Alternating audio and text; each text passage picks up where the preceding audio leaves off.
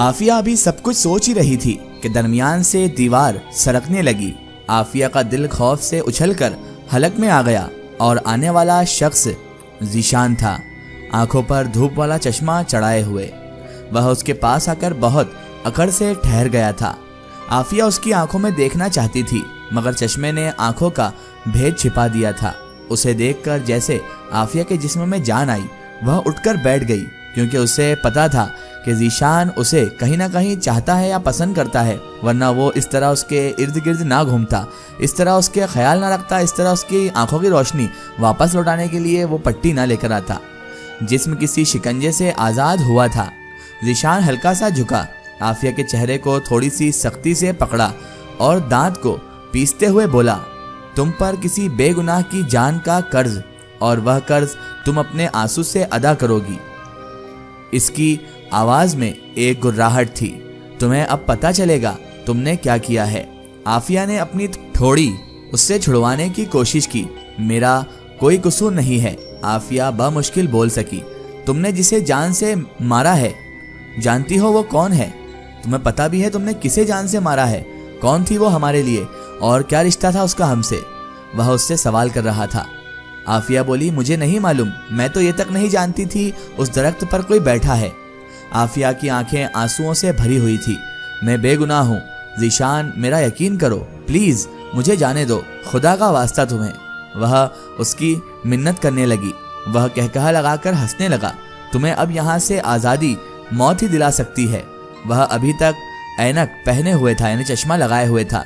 ज़ीशान, तुम तो मेरे अच्छे दोस्त बन गए थे, तुम ऐसा कैसे कर सकते हो? आखिर वो सब क्या झूठ था जो मैं तुम्हें अपना समझने लगी थी, तुमसे अपनी हर दिल की बात कहने लगी थी, तुम पर भरोसा करने लगी थी? आखिर वो सब झूठ था क्या? आफिया बहुत बेबसी महसूस कर रही थी। ज़ीशान उसे देखता रहा और फिर उसने आफिया के सामने एक चुटकी बजाई। आफिया ने आंख झपकी और वह एक बड़े से हॉल में खड़ी थी। ज़ीशान गायब हो चुका था। आफिया तन्हा थी। आफिया परेशानी से चारों तरफ देख रही थी। उसे कुछ समझ में नहीं आ रहा था कि वो कहाँ आ गई है और यहाँ कैसे आ गई, वो भी एक पल में। और ये कौन सी जगह है, ज़ीशान कौन है और ये सब उसके साथ क्या हो रहा है, उसके कुछ भी समझ में नहीं आ रहा था। आफिया परेशानी से चारों तरफ देख रही थी, मगर वहाँ कोई नहीं था। हॉल के चारों कोनों में दरवाजे थे। आफिया बाएं जानिब वाले दरवाजे के पास आई और उसे खोलकर बाहर आ गई। बाहर आते ही उसके पीछे दरवाजा खुद ब खुद बंद हो गया। उसे समझ नहीं आया कि दरवाजा किसने बंद किया और ये सब कैसे हुआ। और सामने का मंजर देखकर आफिया की जान निकल गई थी। बाहर का मंजर देखकर आफिया हैरान और परेशान थी। उस हॉल से बाहर निकलकर आफिया अब एक जंगल में तन्हा खड़ी हुई थी। चारों तरफ घना जंगल था और वीरानी सुनसान जंगल, जिसमें बेचारी आफिया अकेली तन्हा खड़ी थी। ऊंचे लंबे घने दरख्त ही दरख्त थे, अंधेरे किए हुए थे वो दरख्त। आफिया का दिल डूबकर उभरा। खौफ से उसका बुरा हाल हो चुका था। ये मैं कहाँ आ गई? आफिया फौरन मुड़ी दरवाज़ा बजाने के लिए, मगर अब वहाँ कोई भी दरवाज़ा ही मौजूद नहीं था। एक ऐसी गुत्थी उसके सामने आ चुकी थी। ऐसे मंजर उसके सामने आ रहे थे जिस पर आम इंसान का यकीन करना बहुत मुश्किल था। एक पल में हॉल में पहुंच जाना, उस हॉल से बाहर निकलना, उसके बाद दरवाज़ा अपने आप बंद हो जाना और उसके बाद दरवाज़ा ही गायब हो जाना, ये सब चीज़ें आफिया को मजीद हैरत में घेर रही थी। आफिया बेचारी मजीद हैरत में घिरी जा रही थी। इसी जादुई जंगल को देखकर वो बहुत ज़्यादा घबरा गई थी। ऐसा लग रहा था उसे कि वो बहुत बड़ी परेशानी में, किसी बहुत बड़ी आफत में फंस चुकी है। पीछे भी ना ख़त्म होने वाला जंगल ही जंगल था और आगे भी ना ख़त्म होने वाला जंगल ही जंगल। सुनसान वीरान जंगल, जिसके बीच में, जिसके दरमियान में बेचारी आफिया फंसी हुई थी। ज़ीशान, मेरा कोई कसूर नहीं है, मुझे मालूम नहीं था कि वो वहाँ बैठी हुई है। आफिया ने रोते हुए कहा, मेरा यकीन क्यों नहीं करते? यहाँ मेरी सांस बंद हो जाएगी, मुझे यहाँ से जाना है। वह बेबसी की इंतहा पर थी। ज़ीशान, किधर हो? मेरी बात क्यों नहीं सुन रहे? वह चारों जानिब देखते हुए बोली। ज़ीशान, आफिया ने उसे चीख कर आवाज़ दी, मगर बेसुदा वह नहीं आया। आफिया वहीं बैठ गई, चारों जानिब डरते हुए देख रही थी। उसे कुछ समझ नहीं आ रहा था कि आखिर ये सब हो क्या रहा है, ज़ीशान क्यों उसकी बात नहीं सुन रहा और ज़ीशान आखिर ये सब उसके साथ क्यों कर रहा है।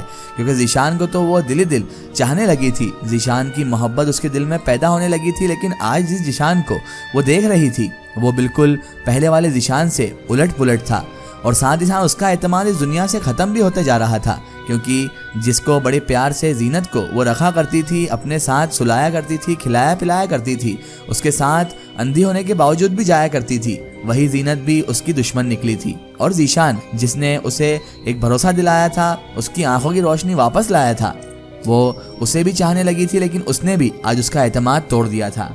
और इंसान ऐसा ही होता है, अगर इंसान का एक बार एतमाद टूट जाए तो फिर उसे किसी पर भरोसा नहीं होता, किसी पर यकीन करने लायक वो बचता ही नहीं है और फिर वो वही करता है जो हर इंसान करता है। बहुत ज़्यादा डर चुकी थी बेचारी आफिया, क्योंकि वो एक जंगल में थी, वीराने घने और सन्नाटेदार जंगल में।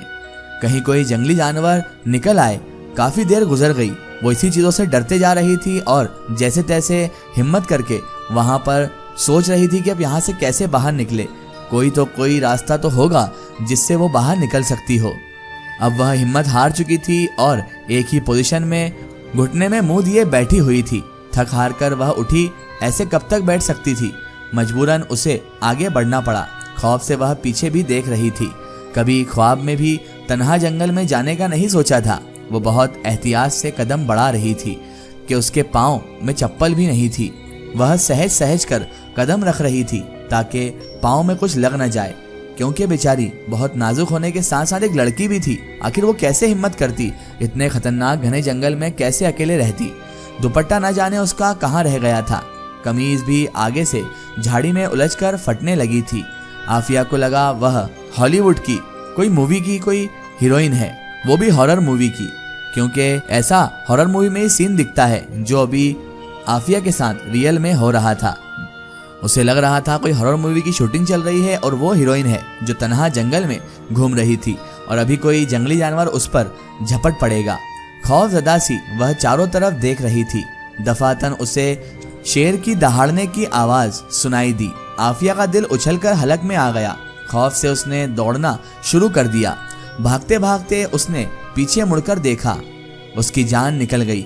एक देवकामत शेर, एक ऐसा शेर जो बहुत ही खूंखार और खतरनाक दिख रहा था, उसके ताक़ुब में था। आफिया को ऐसा लगा बस मौत अब चंद कदम के फासले पर है, जो करना है जल्दी करना है वरना जान से जाएगी।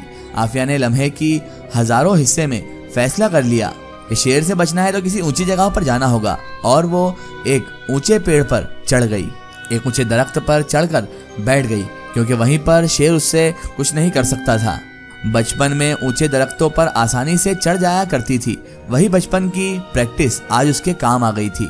शेर ने उसे देखकर दरख्त पर जंप की मगर नाकाम रहा और दरख्त से टकराकर नीचे की जानिब गिर गया। क्या होगा? क्या ये शेर आफिया को जान से मार डालेगा? क्या आफिया शेर से बच पाएगी और क्या ज़ीशान को आफिया पर रहम आएगा? ये सब जानेंगे हम इस वीडियो के अगले पार्ट में।